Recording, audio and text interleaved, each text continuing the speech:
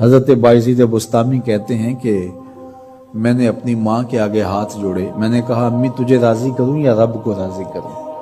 तू अपने हक मुझे माफ़ कर दे, अल्लाह को मैं राज़ी कर लेता हूँ। माँ ने कहा, जाओ पुत्र, मैं इजाज़त देती हूँ। गए जंगलों में, जिक्र फिक्र में लगे रहे, तन्हाई में उसको याद करते रहे, दिन रात जिक्र के चिराग रोशन रखे।